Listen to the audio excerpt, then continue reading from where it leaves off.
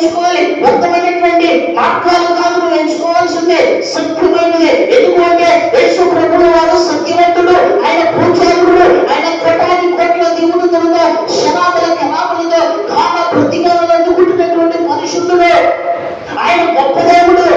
అందుకే ఆయన ఆయన ఆయన ఆయన కట్టడలంట, ఆయన కట్టడలు పవిత్రమైనవి. ఆ పవిత్రతలోనికి నేను నడిపించబడాలి. ప్రియా దేవుడు బిడ్డలారా, ఈ రాత్రి మనందరితో కూడా ప్రభువు మాట్లాడుతున్నాడు. సామెతల గ్రంథము, సొలొమోను భక్తుడు రాసినటువంటి సామెతల గ్రంథము 14వ అధ్యాయము 26వ వచనాన్ని మనము జ్ఞాపకం చేసుకున్నట్లయితే ఒక చక్కటి మాట అక్కడ మనకు కనబడుతుంది. యెహోవాయందు భయము భక్తులు కలిగి ఉండుట బహుధైర్యము పుట్టించును. నా ప్రియ దేవుడు బిడ్డలారా, విశ్వాసులారా, ఇక్కడ గ్రంథకర్త చెప్తున్నటువంటి మాట ఏమిటి అంటే మనకు బహుధైర్యము పుట్టించును. ఏమిటి మనకు బహుధైర్యాన్ని పుట్టించేది?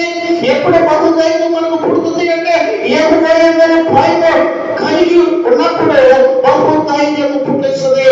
అవని ఎందుకు అధైర్యం పడుతున్నావు ప్రియ దేవుడు బిడ్డ? ఎందుకు అధైర్యం పడుతున్నావు? ఇక్కడ దేవుని యొక్క వాక్యం చక్కగా చెబుతుంది, బహుధైర్యాన్ని నేను పుట్టిస్తాను.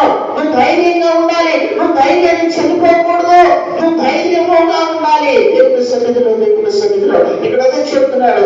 దేవుని యొక్క భయము మనకు ఏమి కలుగజేస్తుంది అంటే ధైర్యాన్ని పుట్టిస్తుందంట. ప్రియ దేవుడు కూడా క్రైస్తవులైనటువంటి మనము అధైర్యం పడుతూ ఉంటాం. ఆ పని నేను చేయలేస్తానని చేయలేదా, ఆ పని అయితే ఆ